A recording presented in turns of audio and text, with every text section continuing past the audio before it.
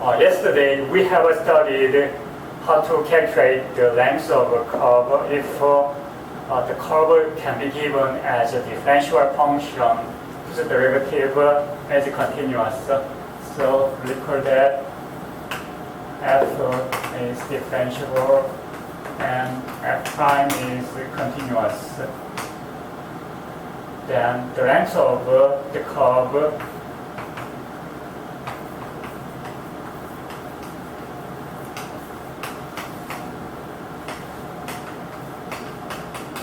from A to B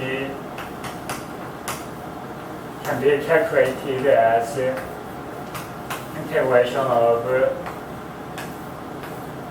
square root of 1 plus f prime x squared dx. And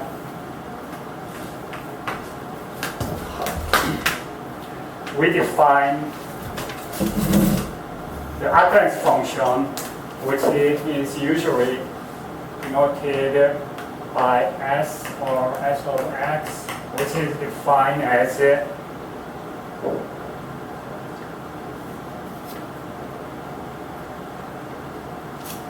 integration of the function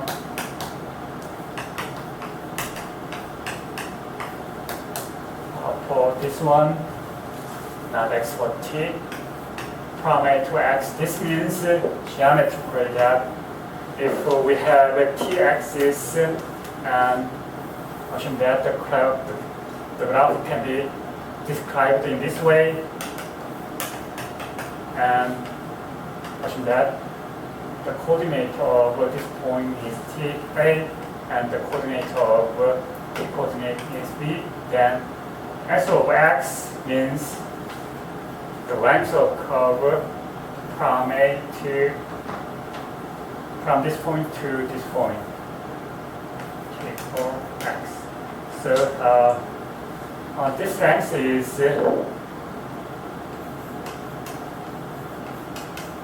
s, and this is called the occurrence function.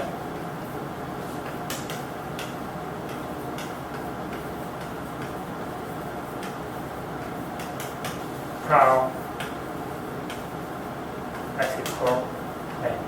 And naturally, by applying the fundamental theorem of calculus, if we differentiate both sides with respect to x, we can see that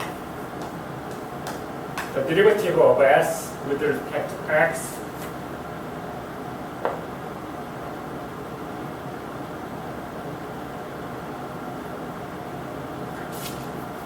is square root of 1 plus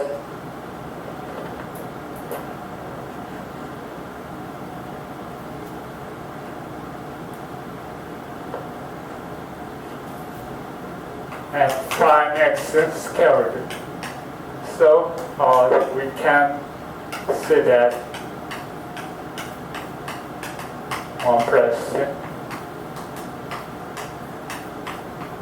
and by multiplying the x square both sides, we have equation like this one.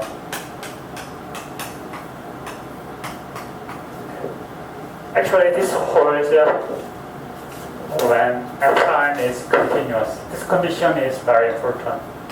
So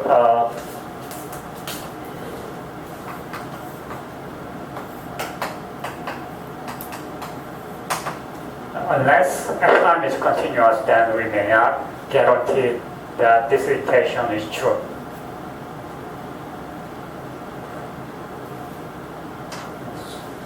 소리 조절이 좀 쉽지가 않은 면이 있습니다.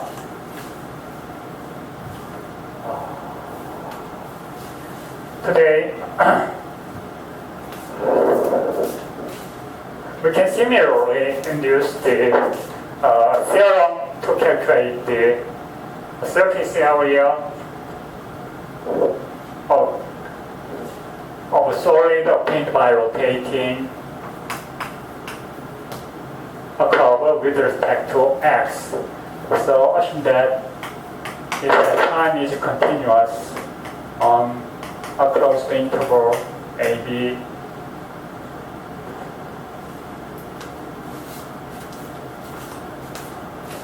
And if S is the surface area,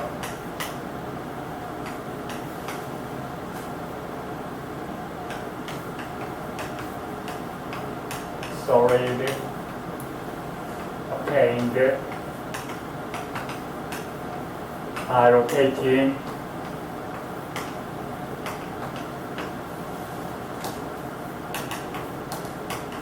about the x-axis, well, x range is from A to B, then S can be calculated as the integration of 2 pi times fx multiplied by root 1 plus f prime x square dx. Actually, you can see that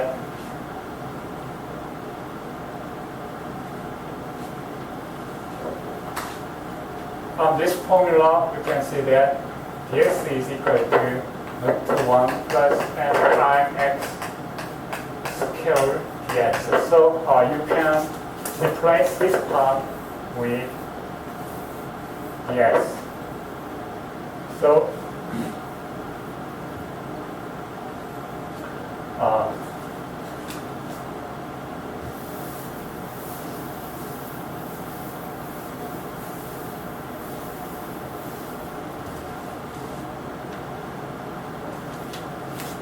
geometrically, it can be understood as following. So, assume that the curve is y4 f of x, and here is an x-axis, and assume that this point is B, and this point is A. Then, if we consider a small part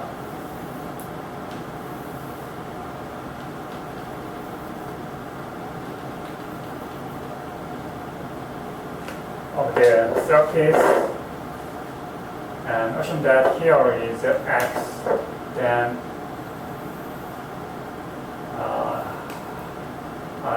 the length of this part is f of x. So if we expand the yellow surface, then you can see that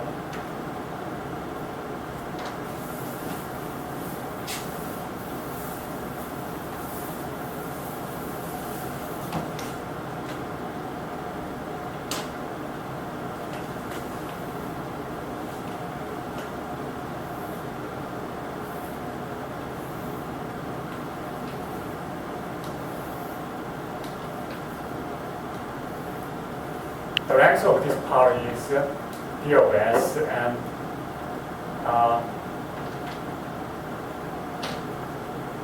the radius of the circle is about, here is point x, and the length of this part is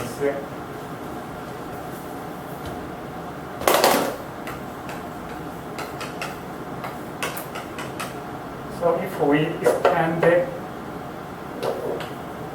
this part, then we have a reason which can be illustrated as shown in this figure. So this is can be regarded as a line segment, and if you consider the center of the reason, then the length of this part is x. So in this case, you can easily check that the surface area, the area of this part is 2 pi fx ds. So if we consider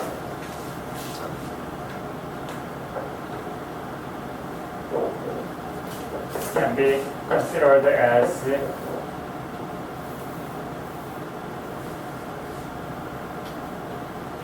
area of the surface which is obtained by cutting the surface. Okay, this is a formula to calculate the surface area, and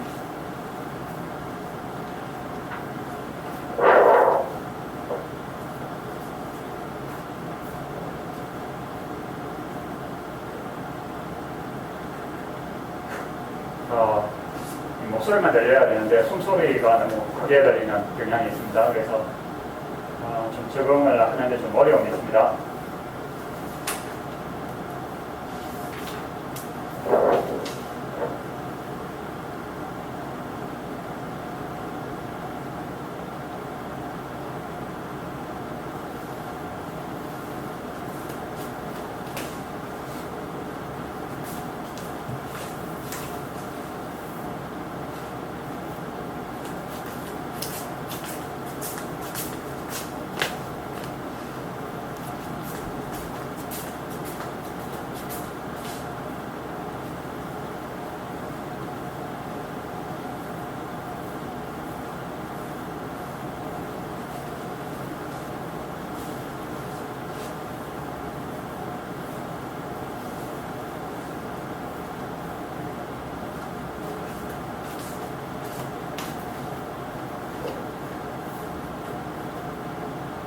Differentiation and integration has many applications in physics, economics, biology, and so on. From now on, we will consider some example of application for some physical problem. 숨소리가 너무 크게 들립니다.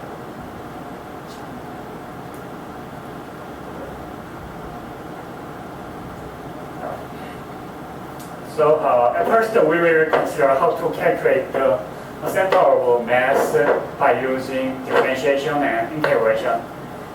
It starts from a very simple observation saying that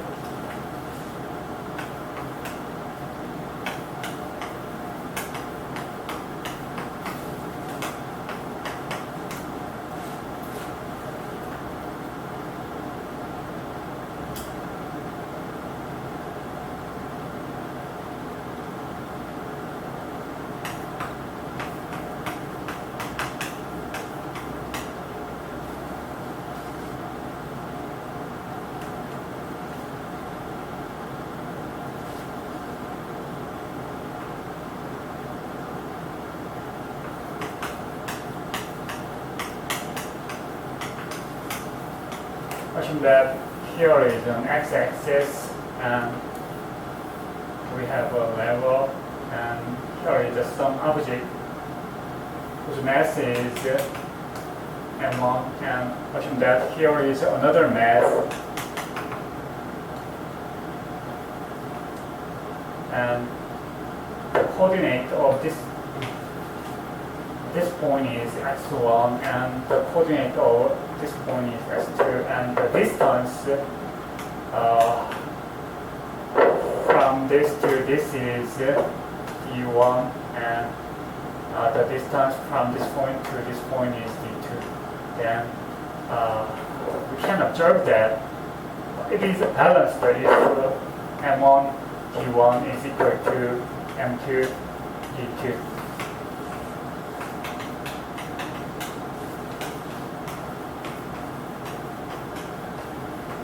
So we have an interest about finding x bar, which is called the central mass, or sometimes centroid. From this equation, we can see that since d1 can be calculated by taking difference of x bar and x, we have an equation like this one, and we have also the other equation for d2 2 minus x bar. Then you can see that x bar can be given as m1 x1 plus m2 x2 over m1 plus m2. This can be generalized in various ways. For example, if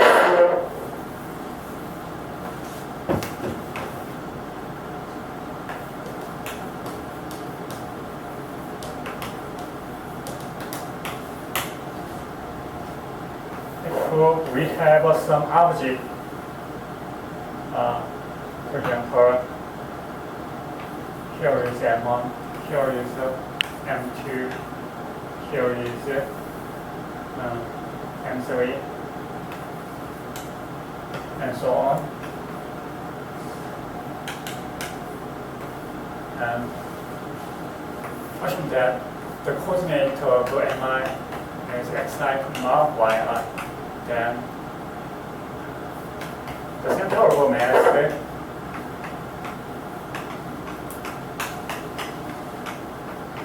which is usually denoted by x bar, y bar, can be calculated as following.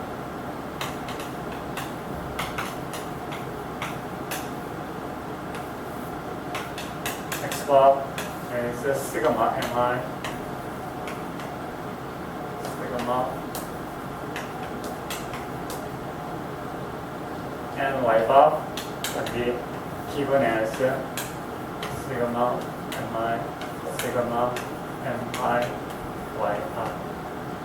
Here, sigma mi xi is denoted by my, sigma, and this is called the moment of the system.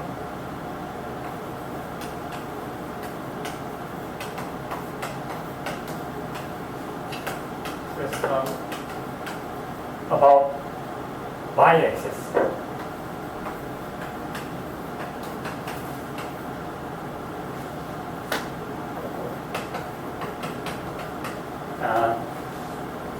This part is denoted by using the notation m sub x, and this can be calculated by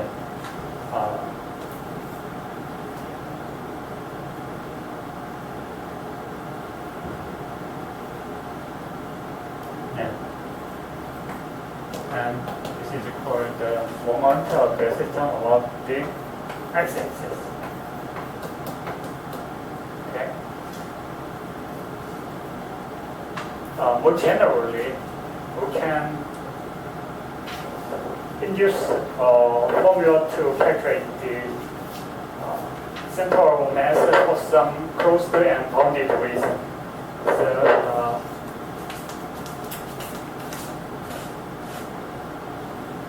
tomorrow we will study how to calculate the central mass based on this formula. Based on this formula, and by using the definition of integral for Riemann integral, we will derive a formula to calculate the central mass for some reason. Okay.